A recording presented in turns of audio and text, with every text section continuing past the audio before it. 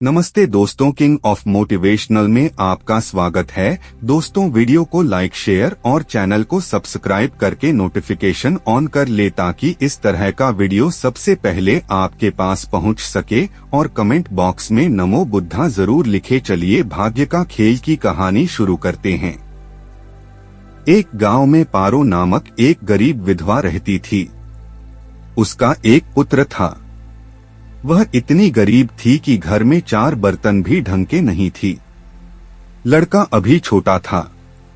पारो ने बड़े प्यार से उसका नाम नसीब सिंह रखा था, मगर वह इतना बदनसीब था कि उसके पैदा होने के कुछ समय बाद ही एक बीमारी से उसके पिता की मृत्यु हो गई। पारो घरों में चौका बर्तन आदि करके उसे पाल रही थी। उसे पक्का विश्वास था कि नसीब सिंह बड़ा होकर उसके सारे संकट दूर कर देगा और उसका बुढ़ापा चैन से गुजरेगा।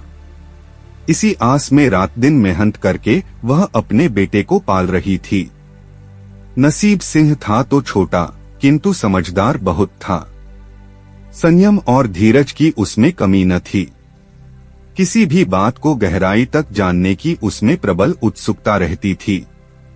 एक दिन उसने अपनी माँ से पूछा, माँ, हम इतने गरीब क्यों हैं?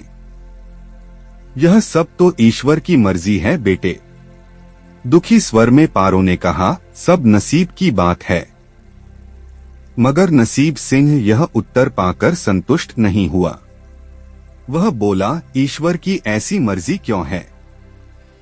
बेटा, यह तो ईश्वर ही जाने। अगर ईश्वर ही जाने तो ठीक है, मैं ईश्वर से ही पूछूंगा कि हम इतने गरीब क्यों हैं।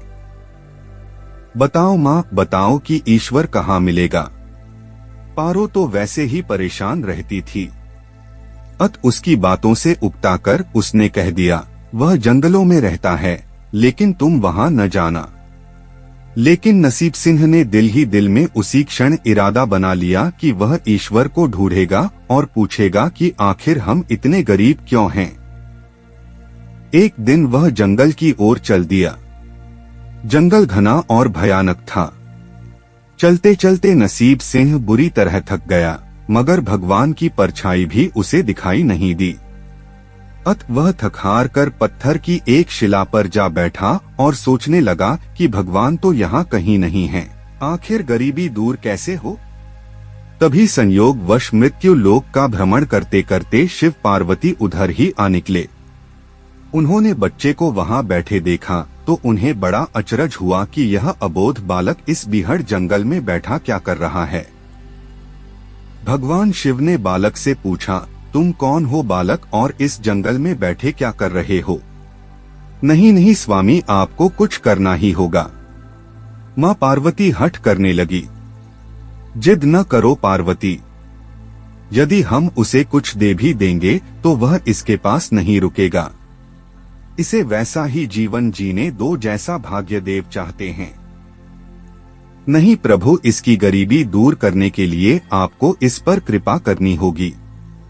जब माँ पार्वती जिद करने लगी तो भगवान भोले शंकर ने बच्चे को एक हार दे दिया। हार पाकर नसीब सिंह बहुत प्रसन्न हुआ और खुशी खुशी अपने घर को चल दिया। माँ पार्वती संतुष्ट थी कि उन्होंने एक अबोध बालक की मदद की और अब उसके दिन सुख से कटेगा। लेकिन त्रिकालदर्शी भोले बाबा जानते थे कि यह हार उसके पास रहेगा ही नहीं। चलते चलते नसीब सिंह के पेट में अचानक दर्द उठा और वह शौच के लिए इधर उधर देखने लगा। उसने भगवान शिव का दिया हार पत्थर की एक शिला पर रख दिया और झाड़ियों के पीछे चला गया। तभी एक चील कहीं से उड़ती हुई आई और उस हार को उठाकर उड़ गई। अरे मेरा हार! सब कुछ भूलकर लड़का चील के पीछे भागा। मगर कब तक वह चील का पीछा करता, कैसे पकड़ता उसे। एकाध बार पत्थर उठाकर उसने चील को मारने की कोशिश की, किंतु चील अधिक ऊंचाई पर थी। कुछ ही पलों में चील उसकी नजरों से ओझल हो गई तो वह बड़ा दुखी हुआ और रोते रोते अपने घर की ओर चल दिया। घर पहुंचकर उसने माँ को सारी बात बताई, मगर पारो को उसकी बात पर बिल्कुल भी विश्वास नहीं हुआ। हाँ, उसकी बात सुनकर थोड़ी सी उदास अवश्य हो गई। लेकिन नसीब सिंह माँ की उदासीनता देखकर हतोत्साहित नहीं हुआ। उसने मन ही मन निर्णय लिया कि वह कल फिर वहीं जाएगा और भगवान शिव पार्वती को अपनी विपदा सुनाएगा। उसका विश्वास था कि भगवान शिव उस धूर्त चील को अवश्य ही दंड देंगे। भगवान शिव ने पार्वती से कहा, देखो उसके पास कल वाला हार नहीं रहा, उसे एक चील ले उड़ी है और दूसरा हार पाने व उस चील को दंड दिलवाने की इच्छा लिए वह लड़का आज फिर आया है। पार्वती देवी ने फिर भगवान शिव से प्रार्थना की, आप चाहे चील को दंड दें या न दें, किंतु इस लड़के की सहायता करके इसकी निर्धनता दूर करें। हम अब कुछ नहीं कर सकते देवी, यदि तुम जिद करती हो तो हम ब्रह्मा से कहते हैं, वही इस बालक की कुछ सहायता करेंगे। कहकर भगवान शिव ने ब्रह्मा जी को बुलाया और सारी बात बताकर आग्रह किया कि आप ही इसकी कुछ मदद करें। तब ब्रह्मा जी ने लड़के को हीरे की एक अंगूठी दे दी। लड़के ने अंगूठी जेब में रखी और खुशी खुशी अपने घर चल दिया। उसने सोच लिया था कि वह अब एक पल के लिए भी अंगूठी को अपने से अलग नहीं करेगा। चलते चलते अचानक उसे प्यास लगी। वह सरोवर के किनारे पहुंचा और जैसे ही वह चुल्लू भरकर पानी पीने के लिए झुका, वैसे ही उसकी जेब से अंगूठी निकलकर पानी में जा गिरी और इससे पहले कि वह उठाता, एक मछली उसे निगल गई। नसीब सिंह फिर रोते रोते घर आया और माँ को सारी बात बताई। बेटा, जब तक भाग्य में नहीं है तब तक कोई भी चीज नहीं रुकेगी, माँ ने उसे दिलासा देते हुए कहा। जब भाग्य देवता खुश होंगे तो मिट्टी भी सोना बन जाएगी, मगर इस प्रकार किसी के देने से हमारी गरीबी दूर नहीं होगी। उसे समझाकर माँ अपने काम में लग गई, मगर नसीब सिंह भी हार मानने वाला नहीं था। उसने मन ही मन सोच लिया था कि वह कल फिर जाएगा। तीसरे दिन वह फिर जा पहुंचा। शिव और पार्वती उसका यह साहस देखकर बहुत खुश हुए। शिव जी ने इस बार ब्रह्मा जी के पास जाकर बात की कि वह लड़का तो बड़ा साहसी है, इसका कुछ उद्धार किया जाना चाहिए। तब ब्रह्मा जी ने सलाह दी कि हमें भगवान श्री हरि के पास जाना चाहिए, वही इसका कोई हल बताएंगे। अतः वह श्री हरि के पास जा पहुँचे। पूरी बात सुनकर भगवान विष्णु ने नसीब सिंह को कुछ हीरे दिए। हीरे पाकर वह बहुत खुश हुआ और इस बार बिना कहीं रुके उसने सीधे अपने घर जाने का निश्चय किया, क्योंकि 2 बार उसकी चीजें खो चुकी थी। जब वह घर पहुंचा, माँ घर पर नहीं थी। अतः नसीब सिंह ने हीरे एक लोटे में रखकर कोने में छिपा दिए और माँ को ढूंढने निकल पड़ा। वह मन ही मन सोचने लगा कि अब माँ को किसी के घर काम करने की क्या आवश्यकता है, अब तो वह भी अमीर बन गए हैं। उधर पीछे से चोर उसके घर में घुसे और जो भी सामान हाथ लगा लेकर भाग निकले। उस सामान में लोटा भी था जिसमें हीरे रखे थे।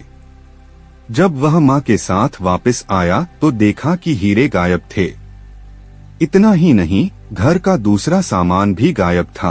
अब तो उसकी माँ को बहुत गुस्सा आया। वह बोली, क्यों मुझे नई नई कहानियां सुनाकर पागल बनाता जा रहा है?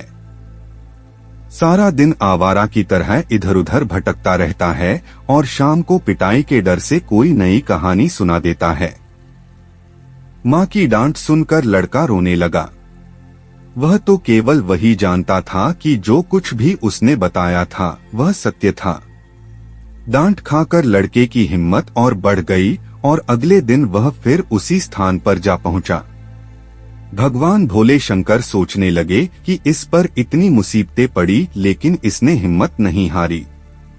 इससे वह बहुत प्रसन्न हुए और भाग्य देवी के पास जाकर बोले, यह लड़का बहुत ही साहसी, हिम्मती और धीरज वाला है। ऐसा व्यक्ति अभागा नहीं हो सकता, इसे कुछ दे दो। आज्ञा पाकर भाग्य की देवी ने नसीब सिंह को सोने का एक सिक्का दिया। सिक्का लेकर नसीब सिंह खुशी खुशी अपने घर को चल दिया। जब उसने घर जाकर वह सिक्का अपनी माँ को दिया तो उसकी माँ बहुत खुश हुई। अब क्योंकि उन पर भाग्य देवी की कृपा हो गई थी, अतः सारे काम ही अपने आप शुभ होने लगे। दूसरे दिन ही एक मछली वाला उसके गांव में मछली बेचने आया तो लड़के ने वही सिक्का देकर मछली खरीद ली। उसकी माँ ने मछली का पेट चीरा तो वह अंगूठी निकली जो ब्रह्मदेव ने उसे दी थी और जो उसकी जेब से तालाब में गिर गई थी। माँ ने अंगूठी संभाल कर रख ली और नसीब सिंह से बोली, जा बेटा जंगल से थोड़ी लकड़ियां ले आ, आज घर में ईंधन बिल्कुल नहीं है। लड़का कुल्हाड़ी लेकर जंगल की ओर चल दिया।